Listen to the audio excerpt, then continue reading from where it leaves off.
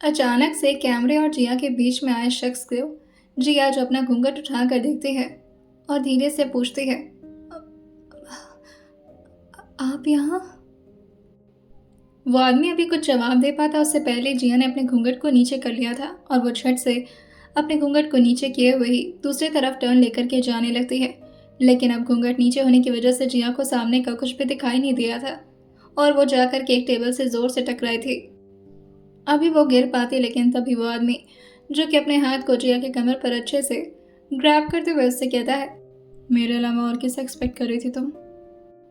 और ये बोल करके वो धीरे से जिया का घूंघट भी उठा देता है। आसपास के जितने भी वर्कर्स थे वो अपना सारा काम छोड़ करके उन दोनों को ही देखने लगे थे। जिया जो उस आदमी को घूरते हुए कहती है, छोड़िए मुझे, क्या करे, गिर जाऊंगी मैं। लेकिन तभी वह शख्स अपनी उंगलियों को जिया के कमर पर और ज्यादा दबाते हुए कहता है, मैं यही तो चाहता हूँ कि तुम गिर जाओ। जिया जो उस आदमी का कॉलर पकड़ करके ठीक से खड़े होने की कोशिश करते हुए कहती है, क्या मतलब आपका? वही वो आदमी झटके से जिया को अपनी तरफ खींचता है ताकि जिया ठीक तरीके से खड़ी हो पाए और उसकी तरफ थोड़ा झुकते हुए कहता है, ये हर बार क्या इधर उधर गिरती रहती हो? गिरना ही है तो मेरे प्यार में गिर जाओ। जिया तुरंत ही अपनी आंखों को नीचे करते हुए फिर से वहां से जाने लगती है, लेकिन इस बार वो शख्स उसे रोक नहीं पाया था। तो वही प्रार्थना जी अपनी साड़ी को संभालते हुए उसी तरफ आते हुए कहती हैं, आ गया मेरा बेटा। मुझे तो लगा था कि रिसेप्शन के दिन में तुम अवेलेबल ही नहीं रहोगे। रेयांश उनकी बात सुनकर हल्का सा मुस्कुराते हैं, लेकिन उनकी नज़र दोबारा से जिया को ढूंढने लगी थी। अभी वो इधर उधर देख पाती उससे पहले ही मृदुल और राधिका भी वहीं पर आ जाती हैं। मृदुल जो रेयांश के बाजू पर हल्का सा अपना हाथ को रखते हुए कहती है, मानना पड़ेगा वैसे बड़े छुपे रुस्तम निकले आप। कहाँ पहले शादी नहीं करनी है, शादी नहीं करनी है, ये सब में मुझे इंटरेस्ट नहीं है, ये करते रहते थे और अचानक से एक लड़की को ऐसे उठा कर लेते आए। वही राधिका जो मृदुल को शांत करते हुए कहती है, तुम भी ना, क्यों इन्हें परेशान कर रही हो? अब आगे होगा दिल इनका। और फिर हमारी जी इतनी प्यारी भी तो है। मृदुल जी कहते हैं, वो बात तो सही है। वहीं रेयांश जो उन तीनों को पूरी तरह से इग्नोर करते हुए इधर उधर देख रहे थे, लेकिन तभी वासना और वेदिका भी रेयांश को घेर कर खड़ी हो गई थी। अब रेयांश को तो वहां से जाना था, वो क्यों इन सारे औरतों में इंटरेस्ट लेते? उन्हें तो किसी और की ही तलाश थी, लेकिन जिया इसी मौके का फायदा उठा करके जल्दी जल्दी वहां से छुपने के लिए भाग जाती है ताकि उसे रेयांश को बार बार फेस ना करना पड़े। प्रार्थना जी रेयांश के चेहरे की तरफ देखते हुए पूछती हैं, क्या हुआ, किसी को ढूंढ रहे हो? रेयांश इस बात का कोई जवाब नहीं देते और बस अपनी गर्दन को इधर उधर करके अपने दिल पर टैप करने लगते हैं। प्रार्थना जी जो वासना और वेदिका से कहती हैं, जाओ भाई ढूंढ कर लाओ जिया को, वरना मुझे लगता है कि मेरा बेटा अब तैयार भी नहीं होगा उसके बिना। बाहर सारे गेस्ट भी आने लगे हैं। वासना और वेदिका जो जिया को ढूंढते हैं कि तभी वो देखते हैं कि जिया एक कॉर्नर में जाकर के बस उन्हीं लोग को झांक रही थी। वासना जो इस तरह से जिया को हरकत करता देखकर कहती है, आपको हाइड एंड सीक बहुत पसंद है क्या? वहीं जिया जो कहती है, नहीं, क्यों? वासना जो कहती है, तो ये छुप छुपाई का खेल क्या खेल रही हैं, आइए ना यहाँ पर। वहीं जैसे मृदुल और राधिका भी जिया को आता देखी थी, वो जानबूझ करके थोड़ा खांसना शुरू कर देती है। प्रार्थना जी जानबूझ करके सबको सुनाते हुए जिया से कहती हैं, जाइए धड़कन जी, वरना किसी की धड़कन रुक जाएगी। वही रेयांश इस बात को सुन करके लगातार बस जिया को देखे जा रहे थे, लेकिन जिया ने झट से अपने चेहरे को नीचे कर लिया था। उसे ये सब काफी एम्बैरेसिंग लग रहा था, वो भी इतने लोगों के सामने इस तरह से उसे पॉइंट किया जा रहा था। इस बात पर सब लोग हल्का सा मुस्कुराते हैं और इधर उधर टीज करते हुए वहां से निकल जाते हैं। अभी आस पास ही वो लोग थे जिसकी वजह से जिया को जबरदस्ती रेयांश के साथ ही जाना पड़ता है। रेयांश भी थोड़ा तेज आवाज में जिया से पूछते हैं, चलने में कोई प्रॉब्लम तो नहीं है ना? कहो तो गोद में उठा लो। पीछे वर्कर से बात कर रही प्रार्थना जी जो पूछते हैं, क्या हो गया बेटा, चोट लगी है क्या तुम्हें जिया? अब वैसे तो इसका मतलब बाकी लोगों ने कुछ और समझा था, लेकिन जिया को उसका मतलब अच्छी तरह से समझ आ गया था। वो प्रार्थना जी की बात सुनकर के उनकी तरफ टर्न होते हुए कहती है, नहीं, कुछ नहीं हुआ मुझे। और ये बोलकर बस वो एक बार रेयांश की तरफ अपना चेहरा करके घूरती है। वही प्रार्थना जी जो रेयांश से कहती हैं, तुम्हारे कपड़े मैंने रूम में रखवा दिए हैं, जल्दी से जाओ और तैयार होकर आओ, बहुत लेट हो गया है। रेयांश उसकी कलाई को पकड़ करके उसकी उंगलियों में अपनी उंगलियां फंसाते हैं और फिर धीरे धीरे अपने रूम की तरफ बढ़ने लगते हैं। जिया को चलने में थोड़ी प्रॉब्लम हो रही थी क्योंकि उसका लहंगा काफ़ी भारी था और इसी बात का ख्याल रखते हुए रेयांश काफ़ी धीरे धीरे चल रहे थे। रेयांश खुद ही उसके लिए दरवाज़ा खोलते हैं और उसे अंदर आने के लिए कहते हैं, लेकिन तभी जिया जो कहती है, आप जाइए कपड़े बदल लीजिए। रेयांश जो कहते हैं, तो वो तो मैं बदल ही लूँगा, तुम चलो अंदर आओ। जिया जो कहती है, मैं रहूँगी अंदर तो कपड़े कैसे बदलेंगे। वैसे तो जिया बस रेयांश को फेस ना करने का बहाना ढूंढ रही थी। रेयांश उसकी बाजू को पकड़कर झटके से अपनी तरफ खींचते हुए कहते हैं, तुमसे क्या छुपा हुआ है, तुमने तो सब देख ही रखा है। जिया को लगा था कि रेयांश कपड़े चेंज करेंगे और उसके साथ नीचे चले जाएंगे, जैसा कि प्रार्थना जी ने उनसे कहा था। लेकिन रेयांश इतनी आसानी से कोई काम कहाँ करने वाले थे। वो सबसे पहले जिया के सामने आते हैं और उसके चिन पर धीरे धीरे अपने हाथ को सहलाते हुए कहते हैं, खुद ज़्यादा ही अच्छी नहीं लग रही हो तुम। वहीं जिया जो अपने चेहरे को दूसरी तरफ करते हुए रेयांश के हाथ को अपने चिन से हटाते हुए कहती है, मैंने खुद को देखा था शीशे में, हाँ मुझे पता है मैं कैसी लग रही हूँ। रेयांश कहते हैं, एक दफ़ा मेरी तरफ भी देख लो। लेकिन जिया फिर से अपने दुपट्टे को अपने सर पर रखते हुए कहती है, मुझे नहीं देखना। और ये बोलकर वो झट से अपने घूंघट को जानबूझ करके नीचे की तरफ खींच लेती है।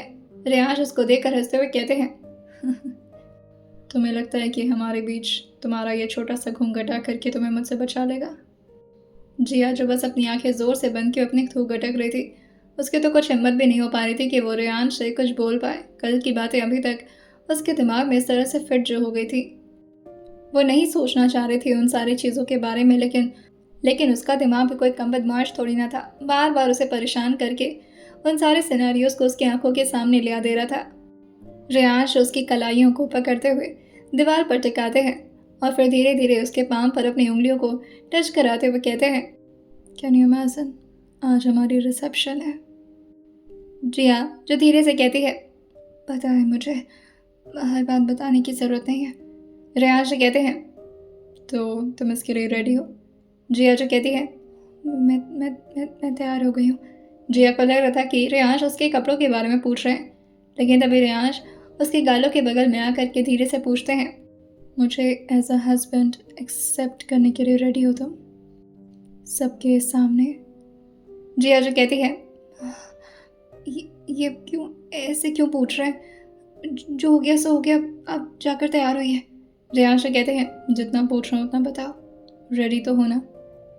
जिया को रेयांश की बात समझ नहीं आ रही थी जिस डेप्थ पर रेयांश बात कर रहे थे, लेकिन अब जिया क्या कर सकती थी, वो बस अपने सर को हाँ मिला देती है।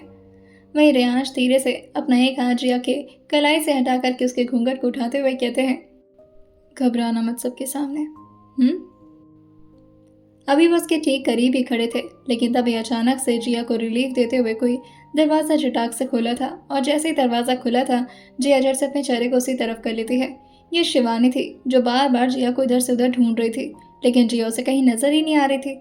जैसे ही शिवानी अंदर आकर के रेयांश और जिया को इतना क्लोज देखती है, वो दूसरी तरफ अपना चेहरा करते हुए कहती है, I am so sorry, I think I disturbed you, you guys continue, मैं चलती हूँ। शिवानी को देखकर जिया उसको रोकते हुए कहती है, नहीं तुम आओ, मैं वैसे भी बोर हो रही थी। रेयांश अपनी एक पाँव में चढ़ाकर उसे धीरे से कहते हैं, मेरे होते हुए बोर हो रही थी तुम, हाँ?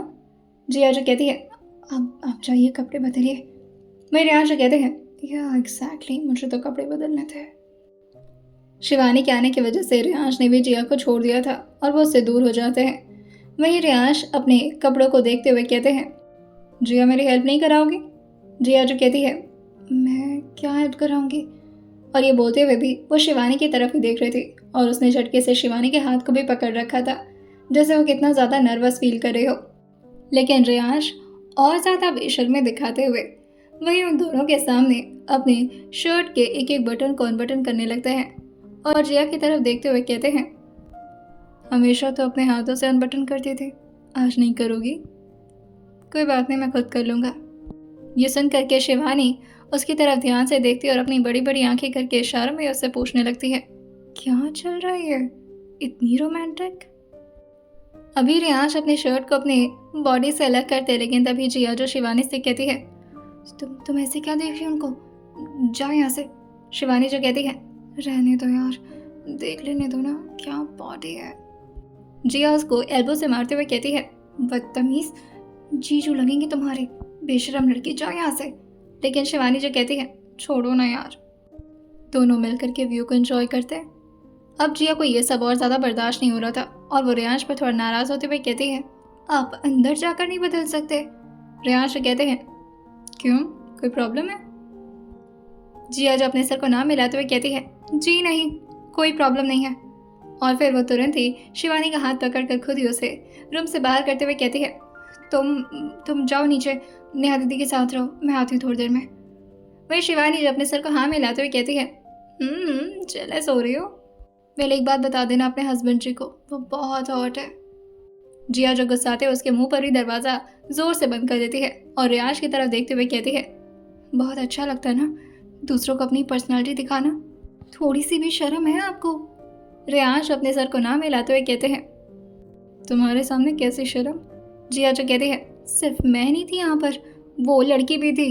रियाज जो कहते हैं, तुमने उसे बनाया था, दैट्स योर प्रॉब्लम। अच्छा आओ मेरी हेल्प करो।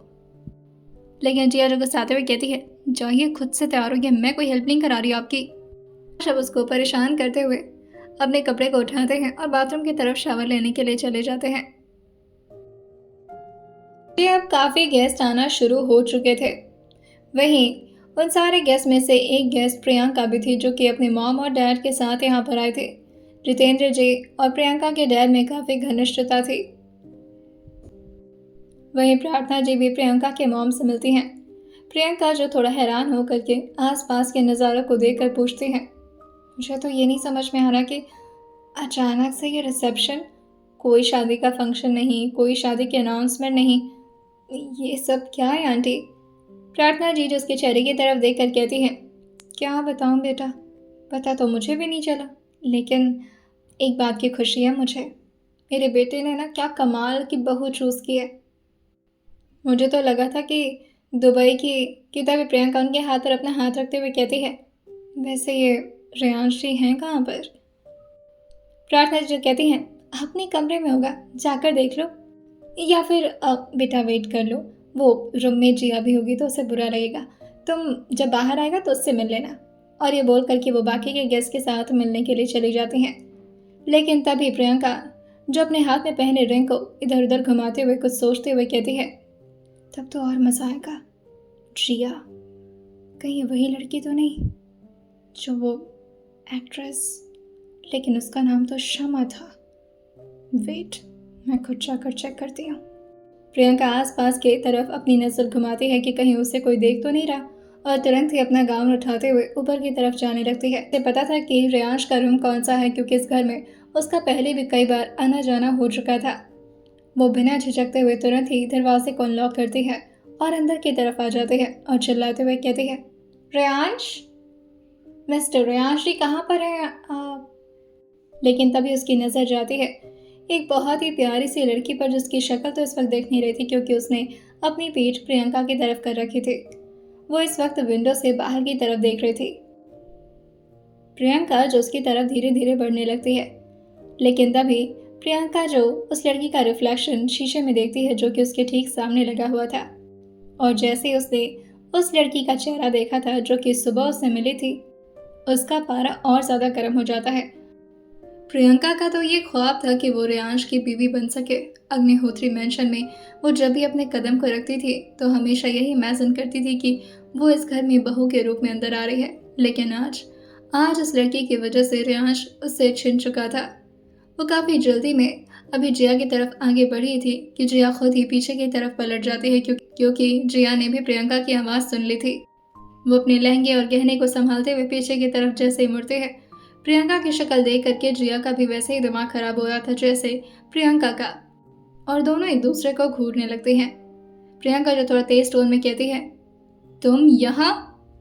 वहीं जिया भी उसको ऊपर से नीचे तक देखते हुए कहती है, तुम यहाँ? प्रियंका जो अपने कमर पर हाथ रखते हुए काफ़ी स्टाइल में कहती है, एक्सक्यूज़ मी, मैं यहाँ कोई पहली बार नहीं आई हूँ, और वैसे भी तुम रेयांश के रूम में, मतलब तुम ही हो उसकी बीवी? जिया अपने सर को हाँ में हिलाती है और अपने लहंगे को थोड़ा उठाते हुए आगे की तरफ बढ़कर कहती है, रियांश अग्निहोत्री जी के कमरे में दुल्हन बनकर मेरा भूत नहीं खड़ा है, जिया ही खड़ी है। Well nice to meet you. मुझे पता नहीं था कि तुम्हारे इस घर में ऐसे आना जाना होता रहता है। वैसे तुमने रियांश जी को इतना प्यार से बुलाया तो मैं समझ गई थी कि शायद दोस्त या कुछ बहन टाइप, लेकिन तभी प्रियंका उसको एक उंगली दिखाते हुए कहती है, जस्ट क्वाइट। ज़्यादा बोल रही हो अब तुम। बहन नहीं हो उसकी, दोस्त भी हूँ और ये भी समझ सकती हूँ कि मैं उसकी गर्लफ्रेंड भी हूँ। ये सुनकर के जिया का अंदर से तो खून खौल उठा था, लेकिन ये बात वो अपने चेहरे पर जाहिर नहीं होने देती और प्रियंका से कहती है, ओह वैसे कौन सी टाइप की गर्लफ्रेंड? मतलब गर्लफ्रेंड होने के बावजूद भी उन्होंने मुझसे शादी कर ली। तुम्हारे होने ना होने का क्या फ़ायदा है? खैर जो भी हो, बहस मत करो मुझसे, मेरा मेकअप खराब हो जाएगा और ये मेरा कमरा है, तो तुम जा सकते हो यहाँ से बाहर। प्रियंका उसको इस तरह खुद को ह्यूमिलिएट करता देख कर कहती है, तुम ना अपनी जुबान संभाल कर बात करो, कोई औकात नहीं तुम्हारी मेरे सामने। अनाथ हो ना तुम, तुम्हारे बारे में बताया था अक्षित ने मुझे। वहीं जिया का दिमाग और खराब होने लगता है और वो अपने हाथ को ऊपर की तरफ करते हुए प्रियंका के शोल्डर पर रखते हुए कहती है, देखिए मिस, वैसे भी आज मेरे लिए बहुत बड़ा दिन है और मैं नहीं चाहती कि मैं इस दिन को आपकी शक्ल देखकर खराब करूं। प्लीज जाइए यहाँ से। प्रियंका उसके हाथों को काफी जोर से पकड़े हुए उसके चूड़ियों को जानबूझ करके उसकी कलाई पर दबा रही थी ताकि उसे हर्ट हो, लेकिन तभी बाथरूम का दरवाजा खुलता है और उसकी आवाज प्रियंका और जिया दोनों को सुनाई दी थी। रियांश को नहीं पता था कि बाहर कौन सा नया महाभारत शुरू हो गया है। वो बाहर आते हुए एज यूजुअल अपने टॉवल से अपने बाल को सुखाते हुए जिया को बुलाते हुए कहते हैं, जान इधर आइए। वही प्रियंका जो रियांश को स्माइल करके देखते हुए कहती है, अब तक तैयार नहीं हुए तुम रियांश? जिया से चुटकी बजा करके प्रियंका के सामने आते हुए उससे पूछती है, एक्सक्यूज मी, दफा हो जाए यहाँ से और मेरे हस्बैंड को इस तरह से देखने की जरूरत मत करना। ये बात रियांश ने भी सुन ली थी और वो मिरर से ही जिया और प्रियंका को देखने लगे थे। प्रियंका को देख करके वैसे भी रियांश को काफी इरिटेशन होती थी और इस वक्त उनके रूम में, जो कि उन्हें बिल्कुल भी पसंद नहीं था, वो शीशे में देखते हुए प्रियंका को वार्निंग देते हुए कहते हैं, निकलो यहाँ से अभी की अभी। वही जिया भी अपने सर को हाँ मिलाते हुए कहती है, तुम ही से बोल रहे हो, निकलो यहाँ से। प्रियंका जो एक बार शीशे से रियांश की तरफ देखकर थोड़ा निराश होती है और अपनी आंखों में आंसू लेकर के वो रूम से बाहर की तरफ निकल जाती है। वही जिया अभी भी उसी तरफ देख रही थी जहाँ से अभी थोड़ी देर पहले प्रियंका गुजरी थी और उस तरफ देखकर वो अपना लहंगा उठाते हुए रियांश की तरफ आते हुए कहती है, अजी पागल लड़की है, बिना परमिशन के रूम के अंदर घुस आई और हक तो ऐसे दिखा रही है जैसे कि मैं ही आउटसाइडर हूँ। जिया के चेहरे को बहुत प्यार से देख रहे थे। जिया उनकी तरफ एक बार देखती है और फिर अपने चेहरे को तुरंत ही घुमाते हुए कहती है, कपड़े तो पहन लिया करिए आप, हर वक्त ऐसे क्यों घूमते रहते हैं। थोड़ी देर में अब पूरे मेंशन में और ज़्यादा चार चांद लगाते हुए रियांश और जिया, जो कि अब नीचे की तरफ आ चुके थे, उनके सारे रिलेटिव्स जो कि आसपास उन लोग को घेरे हुए थे। राजनंदिनी जी जो जिया के सामने आती हैं और कुछ नोट को अपने हाथ में लेकर के उसकी नज़र उतारते हुए कहती हैं, भगवान तुम्हें हर बलाओं से बचाए बेटा, हर बुरी नज़र से बचाए। वहीं प्रियंका जो राजनंदिनी के चेहरे को देखते हुए भाप तो लेती है कि वो इस रिश्ते से खुश तो नहीं है, लेकिन इस वक्त वो कुछ बोलना नहीं चाह रही थी। वो भी सबके साथ बस झूठ का स्माइल पास कर रही थी और अपने चेहरे पर एक फेक स्माइल चिपकाए बैठी थी। अंदर ही अंदर तो जिया को देखकर उसके दिल में आग लगी हुई थी। वहीं जितेंद्र जी जो प्रार्थना जी के पास आते हुए कहते हैं, सारे गेस्ट वेट कर रहे हैं, क्या बात है, ठक्कर साहब भी आ गए हैं। जितेंद्र जी जो इन लोगों की बहुत इज्जत करते थे, जो काफ़ी जाने माने लोग हुआ करते थे, लेकिन रियांश को तो इन सब से कोई लेना देना नहीं था। उनके लिए सबसे इम्पोर्टेंट सिर्फ उनकी जिया थी। वो जिया के लहंगे को बार बार संभालते हुए उससे कहते हैं, अगर इतना भारी संभाला नहीं जाता तो पहना क्यों। वहीं जिया जो बस अपने चेहरे को नीचे किए हुए कहती है, खरीदा किसने है, आपकी चॉइस ही बेकार रहती है। वही रियांश उसका हाथ दबाते हुए कहते हैं, एक्सक्यूज़ मी, तुम मेरी बीवी के बारे में बात कर रहे हो। जिया जो कहती है, मैं आपकी चॉइस के बारे में बात कर रही हूँ। रियांश कहते हैं, मेरी चॉइस में आप भी आती है मैडम, और वो भी फर्स्ट नंबर पर। और मेरी बीवी चाहे कितनी भी बुरी हो, ये कहने का हक मैं किसी और को नहीं देता। समझी। वहीं प्रार्थना जी जो रियाज के सामने आते हुए कहती हैं, बेटा रुक जाओ। राजनंदिनी जी भी रियाज और जिया का हाथ देखते हुए कहती हैं, उसका हाथ छोड़ो बेटा। लेकिन रियाज जो एक बार राजनंदिनी जी की तरफ देखते हैं और फिर प्रार्थना जी की तरफ देखकर अपनी आंखों से सवाल करते हैं। प्रार्थना जी रियाज को समझाते हुए कहती हैं, पहले लड़का जाएगा, उसके बाद लड़की आएगी। रियाज ये सुन करके अपने चेहरे को ना मिलाते हुए कहते हैं, जी नहीं, ये मेरे साथ चलेगी। प्रार्थना जी तो कहती हैं, बेटा ये रस्म है। राजनंदिनी जी भी प्रार्थना जी की बात पर हामी भरते हुए कहती हैं, और नहीं तो क्या, रस्म का थोड़ा बहुत तो मान रखना ज़रूरी होता है, चाहे तुम कितना भी फैशनेबल हो गए हो। चलो हाथ छोड़ो उसका, जिया को लेकर हम लोग आएंगे। लेकिन तभी रियाज से कहते हैं, मैंने कहा ना, वो मेरी बीवी है, मेरे साथ ही जाएगी। वहीं आसपास के कुछ लोग रियाज को समझाते हुए कहते हैं, दुल्हा आगे रहता है और दुल्हन उसके पीछे। लेकिन रियाज उन सारी लोगों की बातों से डिसएग्री करते हुए जिया का हाथ और ज़्यादा अपने हाथों में कस के बांधते हुए कहते हैं, मेरी बीवी मेरे कदम से कदम मिलाकर चलेगी, ना आगे और ना मेरे पीछे। और ये बोलकर रियाज जिया को लेकर अपने साथ ही स्टेज की तरफ बढ़ाए थे। राजनंदिनी जी को तो ये सब देख करके बिल्कुल भी अच्छा नहीं लग रहा था, लेकिन जितेंद्र जी जो बाहर जा करके चीज़ों को संभालते हुए कहते हैं, स्पॉटलाइट इस वक्त सिर्फ रेयांश पर जाएगी, जिया को बाद में इंट्रोड्यूस कराना है। लाइट मैन उनकी बात को समझते हुए रेयांश की तरफ ही बस स्पॉटलाइट करने के लिए अपने बाकी के एम्प्लॉयज़ को कह देता है। अब आसपास के पूरे माहौल में काफ़ी हद तक अंधेरा था और जिया का चेहरा किसी को भी नजर नहीं आ रहा था। हाँ, जिया के लहंगे में जो चमक दमक थी उससे ये तो पता चल रहा था कि कोई लड़की भी रेयांश के साथ आ रही है, मगर उसका शक्ल कैसा दिखता है इस बारे में किसी को भी आइडिया नहीं था। रेयांश अब जिया के साथ मेन स्टेज पर आ चुके थे। रियाज का पहला कदम स्टेज पर पड़ा था, जिया के साथ सारे लोग एक साथ हूट करते हुए क्लैप करना शुरू कर दिए थे। बहुत सारे फायर क्रैकर्स जो कि आसमान को रंगीन बनाना शुरू कर चुके थे। पूरे अग्निहोत्री मेंशन के किनारे किनारे हर जगह से पटाखा बजना शुरू हो गया था, जैसे जैसे अग्निहोत्री परिवार पूरी दुनिया में ऐलान करना चाहता हो कि आज उनके लाडले बेटे फाइनली एक लड़की को अपनी जिंदगी में एक्सेप्ट करने के लिए रेडी हो चुके हैं। इन सारे खूबसूरत नज़ारे को देख करके वहाँ पर आए सब गेस्ट तो काफ़ी एंजॉय कर रहे थे। साथ में ठक्कर भी काफ़ी तेज़ तेज़ तालियां बजा रहा था। जब से रियाज ने जयशंकर तिवारी को रिप्लेस करा करके ठक्कर को सीएम का पोस्ट दिलवाया था, तब से ठक्कर तो बस रियाज की पूजा करना शुरू कर चुका था। वो पहले भी रियाज की इज्जत करता था, मगर अब उसके दिल में इज्जत और ज़्यादा बढ़ गई थी। लेकिन कुछ लोगों की नज़र में ये खूबसूरती बहुत गड़ रही थी और उसके साथ ही पीछे एक आदमी जो कि लगभग 50 से 55 साल की उम्र का होगा, वो आसमान की तरफ देख करके ये मुस्कुराहट अपने चेहरे पर लाते हुए कहता है, ज़्यादा देर तक नहीं, ज़्यादा देर तक ये खुशियां नहीं रहेंगी आपकी जिंदगी में रेयांश अग्निहोत्री। और वो सामने खड़े ठक्कर को देखते हुए अपनी मुट्ठी कस के बंद करते हुए कहते हैं, वो मेरी जगह थी जिसे आपने छीन करके किसी और के हाथ में दे दिया।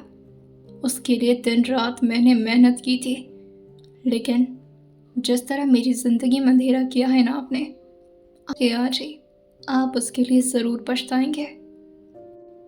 आसपास बहुत सारे मीडिया वगैरह भी खड़े थे और सब लोग लगातार रेयांश और पीछे खड़ी जिया को शूट करना शुरू कर देते हैं। लेकिन क्लियर चेहरा तो इस वक्त सिर्फ रेयांश का दिख रहा था, जिया अभी भी अंधेरे में छुपी हुई थी। उसी स्टेज के एक कॉर्नर पर रेयांश के लिए एक बहुत ही खूबसूरत सा पोडियम सजा कर रखा गया था, ताकि रेयांश अपने फैन फॉलोअर्स, अपनी पब्लिक के साथ कुछ इंटरेक्शन कर पाए। वो जिया का हाथ पकड़े हुए ही उस तरफ बढ़ जाते हैं।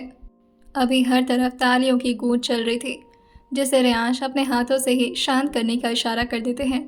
सब लोग अब धीरे धीरे अपनी जगह पर बैठ चुके थे और वो पोडियम के माइक को अपने चेहरे के थोड़ा करीब लाते हुए वहाँ पर बैठे सारे भीड़ को शॉक करते हुए अपने स्पीच को शुरू करते हैं। वैसे तो उनके स्पीच का लहजा बहुत सॉफ्ट था, मगर उनकी बातें कुछ अजीब थी। आज के शाम को ख़ास बनाने के लिए मैं यहाँ पर किसी का शुक्रिया अदा नहीं करने वाला, क्योंकि ये मौका आप सबके लिए है, मेरे लिए नहीं। शायद आपको लगता हो कि मेरे रिसेप्शन में शामिल होकर मुझे इज्जत दी है आप लोगों ने, पर असल में ये इज्जत आपके नाम लिखी जा रही है क्योंकि आपको ये मौका मिला। जैसे ही रियांश की बातें क्राउड में माइक के थ्रू गूंजी थी, आसपास के सभी लोग आपस में बात करते हुए फुसफुसाना शुरू कर देते हैं। वहीं जितेंद्र जी अपने चेहरे को फ्रस्ट्रेशन में हिलाकर प्रार्थना जी की तरफ देखते हुए कहते हैं, आपके बेटे के अंदर जो एटीट्यूड है ना, ये कभी सुधरने वाला नहीं है। प्रार्थना जी मुस्कुराते हुए कहती हैं, यही तो मेरे बेटे को खास बनाता है। वहीं पीछे खड़ी जिया भी रियांश के हाथ को अपनी पूरी हिम्मत से और पूरी ताकत से दबाना शुरू कर दी थी कि रियांश अपनी बातों को थोड़ा तो चेंज करे और पब्लिक को थोड़ा खुश करे, लेकिन रियांश को इसकी आदत नहीं थी। वो एटीट्यूड लहजे में आगे कहते हैं, यहाँ आने के लिए आप सब खुशनसीब हैं क्योंकि ज़िंदगी बार बार ऐसे दावत नहीं देती। जैसे ही रियांश ने अपनी ये लाइन ख़त्म की थी, ठक्कर उस पर भी ताली मारना शुरू कर दिया था। अब ठक्कर के साथ साथ पीछे भी सारे लोग तालियां बजाना शुरू कर दिए थे। वैसे तो ऑडियंस का रिएक्शन कुछ अजीब था, लेकिन रियांश के सामने उन सबको अपने चेहरे पर ज़बरदस्ती स्माइल लानी पड़ रही थी। वही रियांश अपनी आखिरी लाइन को कंप्लीट करते हुए कहते हैं, तो खुद को लकी समझिए क्योंकि आज की शाम। उन्होंने इतना बोला ही था कि तभी भीड़ में काफ़ी तेज़ आवाज़ गूंजती है, रियांश अग्निहोत्री के नाम। और ये भी उस ठक्कर ने ही बोला था।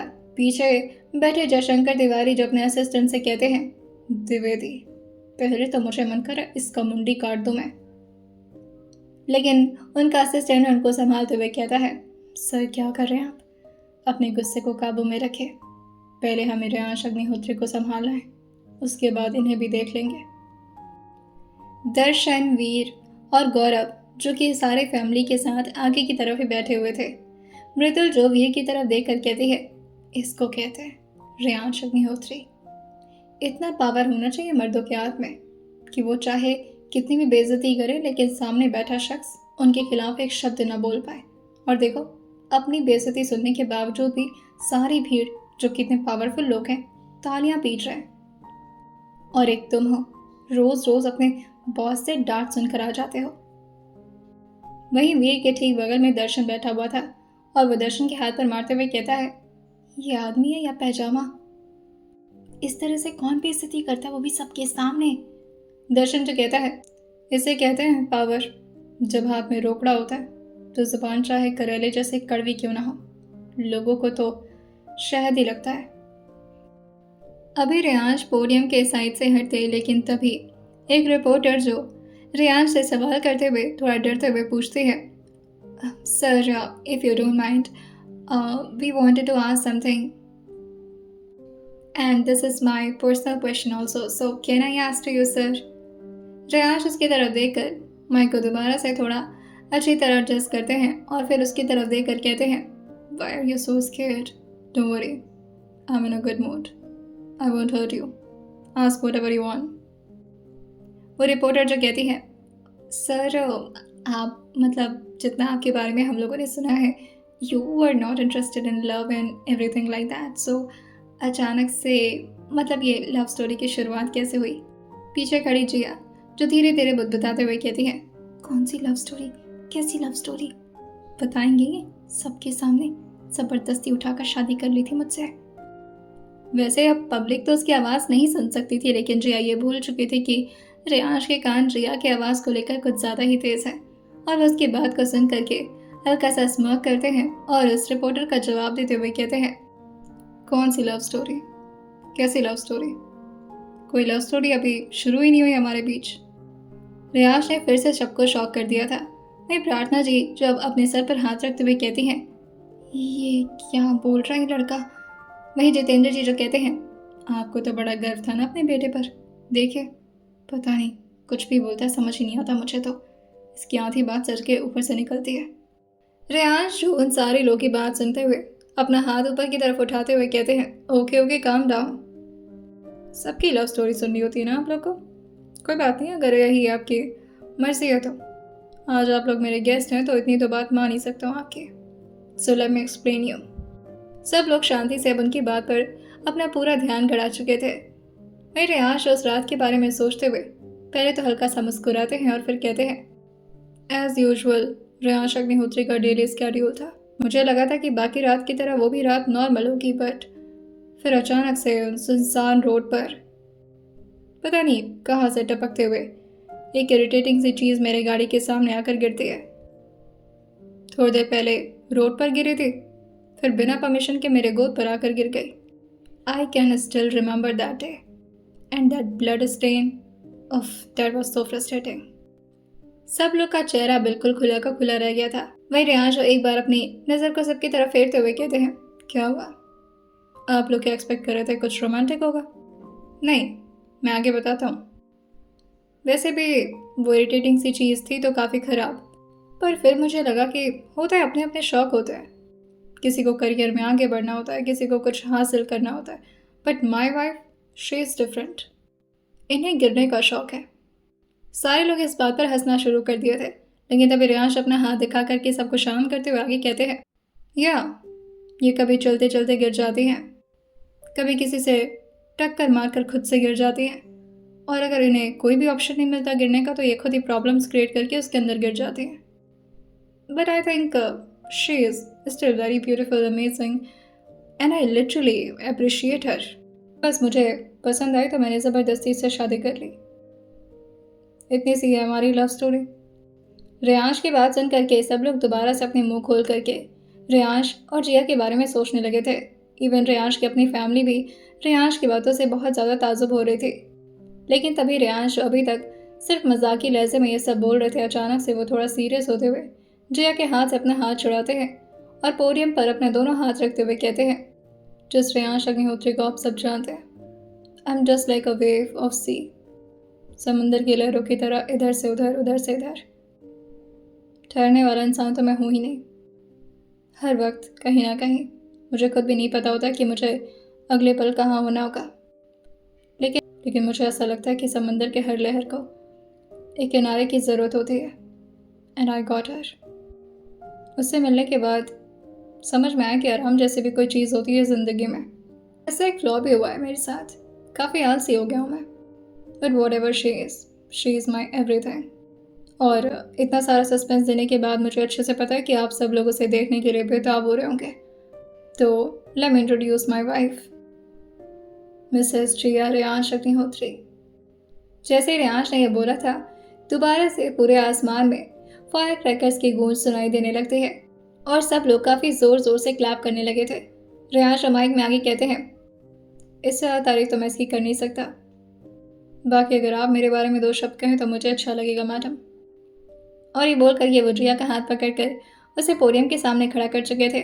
जिया को एक तो वैसे भी इतना ज़्यादा डर लग रहा था, वो भी इतने सारे लोगों के सामने इस स्टेज पर उसे ये सब बोलना था। ऊपर से रियांश ने जिस तरह से उसे इंट्रोड्यूस किया था, जिया ये सब कुछ सोचते हुए थोड़ा फ्रस्ट्रेट तो हो रही थी, लेकिन जैसे तैसे करके वह हिम्मत करती है और एक गहरी सांस भरते हुए कहती है, thank you for loving me like your own child.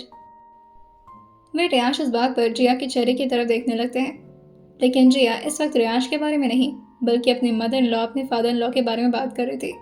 और वो उन लोग को और वो प्रार्थना जी की तरफ देखकर कहती है, मुझे नहीं लगा था कि मेरी ज़िंदगी में कभी मुझे इतना प्यार मिल पाएगा, पर आप सबको देखकर ऐसा लगता है कि आई ऑल्सो डिज़र्व लव।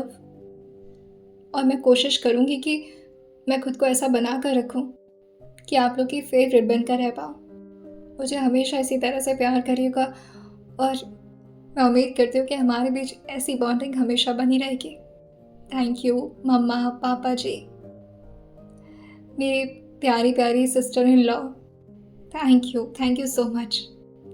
अभी पूरी जगह पर शांति फैली हुई थी, लेकिन तभी एक अजीब सी आवाज़ पूरे क्राउड में दोबारा से गूंज जाती है, जो कि किसी इंसान की आवाज़ नहीं थी। वो एक क्यूट सा रोर का आवाज़ था, जैसे कोई अपने गुस्से को अपनी दहाड़ से बाहर निकालना चाह रहा हो, लेकिन छोटे होने की वजह से उसका गुस्सा भी काफ़ी क्यूट था। कोई और नहीं बल्कि वो लूसीफर था। जिया ने सबको तो एड्रेस कर दिया था, मगर शायद वो लूसीफर को भूल गई थी, जिसे लूसीफर को काफ़ी बुरा लगा था। जैसे ही लूसीफर की आवाज़ सब लोग सुनते हैं, सारे क्राउड उनको देख करके दोबारा से स्माइल करने लगते हैं। जिया भी दोबारा से टर्न होकर के माइक की तरफ घूमती है और धीरे से बेंड होते हुए कहती है, thanks to you to Lucifer, इतना एंटरटेन करने के लिए और इसके साथ ही इतना डराने के लिए भी। तुम बहुत क्यूट हो एंड आई रिक्वेस्ट यू कि थोड़ा दूर ही रहा करो मुझसे। तुम दूर से मुझे बहुत अच्छे लगते हो। Love you.